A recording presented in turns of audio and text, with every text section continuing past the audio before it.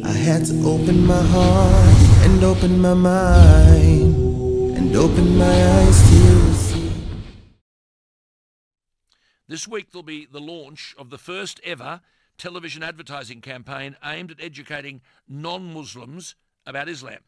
Mypeace, an Islamic organisation founded by second-generation Australians, hopes to reach over 12 million Australians with a 30-second ad featuring prominent verses of the Quran, which Muslims consider to be the verbatim word of God.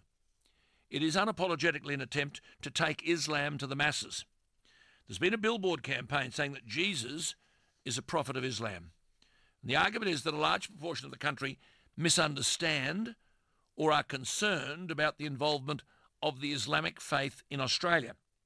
They acknowledge, that's the people behind the advertising, that the rise of Islam is the second biggest issue facing Australian society. But there are still people who accept, and I think rightly, that the cultural diversity is fine, but we are not a multicultural society. We are a multiracial society. And many Australians believe that the Australian culture ought to be dominant. Now, of course, Muslims can be Australians, but Australians expect them to live by Australian standards, not the values of dominant conflict that exists in many of the communities that their families have left behind. Well, the man who's put all this together is Diaa Mohammed, and he's on the line. Diaa, good morning, and I hope I've pronounced your name correctly, have I? Good morning. There's a few different ways. Diaa's fine. Diaa's fine. What are you seeking to do here? Look, like you mentioned in your opening, there is a vast majority of the general public, the Australians, who have a misunderstanding of Islam, and I don't think it's their fault. I think it's mostly Muslim fault, and we have to take the blame that we haven't gone out there and we haven't shown people this is who we are. I think that we've sort of been in the background a little, and that's one of the criticisms levelled at Muslims is you're not accessible enough. So we thought, okay, that's a fair criticism, so let's do that. Let's make ourselves accessible and go out there. And that's how we started the website, and that's why we put the call centre together, is so Australians, if they have any concerns, can contact us, can find out what we really say about certain issues. I spoke yesterday though, about Coptic Christians in Egypt, churches being burnt, Coptic Christians being tortured, bordering on genocide. How do you ask people to accept that Muslims want to fit in and work together rather than dominate? Can I say I am Egyptian by descent? I was just in Egypt a few weeks ago, and the Egyptian Muslims and Coptics have been living together side by side for hundreds of years with absolutely no problem. The situation happening now is political, not religious, and I think even their Pope has said the same thing, that this is not a Muslim-Christian thing. This is more of a political thing where Egyptian Coptics have been living in Egypt and have churches everywhere, big churches, and have been churches that have been... Those churches are being burnt, and Coptic Christians are being tortured, and they're being tortured by Muslim militants. Now, you see, you've got a Muslim preacher here, this Diaa Mohammed, whom you'd know, addressing a congregation in Auburn. He denounced Christians. He urged children to die for their religion. He likened Jews to pigs. He delivered sermons in Auburn. And in 2007, he made a series of death DVs. And he urged Muslim children to become martyrs. Quote, teach them this. There is nothing more beloved to me than wanting to die as a mujahid. That's a holy warrior. Put in their soft, tender hearts the zeal of jihad and a love of martyrdom, he said in a taped sermon. What do you say to Australians about that? Well, I say to Australians about that Islam is what it is. There are people around the world who, in all faiths and all backgrounds who can say certain things. What I'm saying is judge Islam on what Islam teaches and not what certain people say or do. In relation to the treatment of non-Muslims or whatever else, Islam actually teaches to protect and look after non-Muslims, to protect churches. No, but do you understand the problem that you've got in trying to get Australians to believe that everything will be fine in this country with the growth of the Islamic faith, when there are people saying their time will come, this is the Jews, like every other evil person, their time will come. Now, how weak are the laws if a bloke is allowed to preach this sort of nonsense? He's not preaching peace. He's not preaching assimilation. He's not preaching unity. Yeah, I think, but Alan, Muslims have been living in this country for, decades, 70, 80, 100 years, and we've been living together. I know, but your own research indicates this is now becoming a big issue because of this sort of language.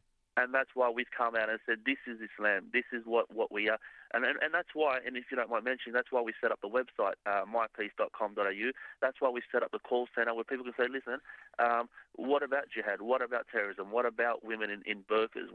We're actually coming out and saying, look, we're here. We're ready to have your questions. But do these people want to be Australians? Do these people want to support the Australian law? For example, there's talk about Sharia law. I mean, in Britain, council chiefs in the West Midlands have ordered the windows of their glass-panelled swimming pools to be blacked out after complaints had been received from Muslim groups because Muslims were concerned they might be spotted in their swimwear.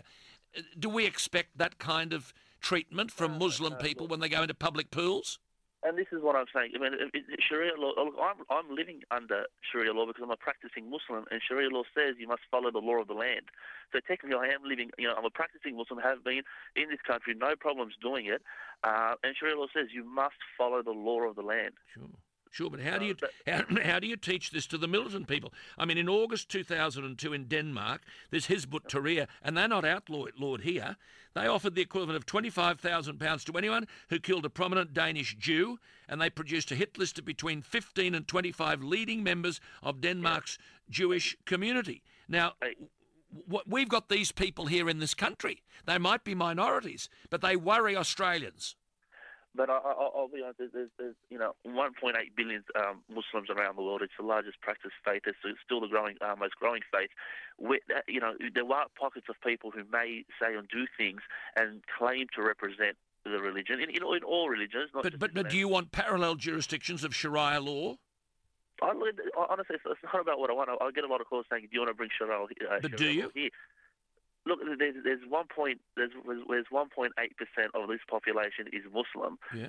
You're never going to get a 98.2% swing to be sure. It's not even on our top 1,000 list of things to do, Alan. Sharia financing? What about it? Do you believe in the banks should be offering Sharia financing? I think if they offer it, it's great. If they don't, I don't find a fault with them. We're not here wanting anything. We don't want here wanting handouts. What I'm saying is, we're here as Muslims. My parents. But see, Diaa, only a couple of months ago, we had a 46-year-old mother of 7 wearing a full black niqab, showing just her eyes. She successfully tied the justice system in knots simply to avoid paying a $197 traffic fine. The magistrate described her as deliberately malicious and ruthless, and they convicted her last November of falsely claiming, quote, a racist police officer had tried to tear off her veil during a random breath test. Now, the only way the policeman was saved was because, thank God, he had a 20-minute in-car police video. But then the husband went out on Facebook and he thanked, quote, all the heroes and lions of Allah who had the chance to come to the court and fight for the sake of Allah. Allah has granted your oppressed sister victory over his enemies, and he granted us a judge that from the word go was defending your sister where everyone else was determined to see her jailed. And he wrote on his Facebook page, Ya Zionist dogs, there'll be a day very soon that you'll find no shelter nor a wall to hide behind, and we will eat your flesh and spit it to our dogs to chew off. Eh? Again, all I say is, if Islam said, look, it's permissible to lie to get yourself out of trouble, but Islam actually is emphatic. And the problem I'm saying, under no circumstances do you ever lie. And this is what I'm trying to get people to understand is people may do things. You've got, for example, that gentleman in Norway who went and killed everybody because he was a white supremacist. So we don't say all white people want to kill all non-white people. It's ridiculous. Likewise, and the how do you pull, Diaa? You make a lot of sense in what you say, let me tell you that. But how do you pull these people into line? They're part of your community. They're preaching that this is the Islamic faith, not what you're talking about. I'll tell you, I'll be honest with you, Alan, that, things, when we get in the media for all the wrong reasons and for the wrong reasons, believe me, this will never make the media, but there's an uproar within our Muslim leaders and the people here on fire. They're furious and they do their best, but when they do things like that and trying to bring these people, that never makes the media. So well, that's why I'm talking to you. I appreciate that. And that's why I say the general public, I don't blame them for having all these concerns and misconceptions about Islam. What I'm saying is, again, we're trying to bring it and say, look, here it is. If you ever hear anything, anything that concerns you, go to the website, give us a call, and ask us. And I emphasise there is no question off limits. And what is your website? It's mypeace.com.au. Good on you. Well, we'll keep in touch with you because that's why I wanted to talk to you today. And you do understand the other side of the coin here, where Australians are worried about these minorities. But you're trying to do the right thing, and that's why I've spoken to you this morning. Thank you so much. Thank you, Diaa.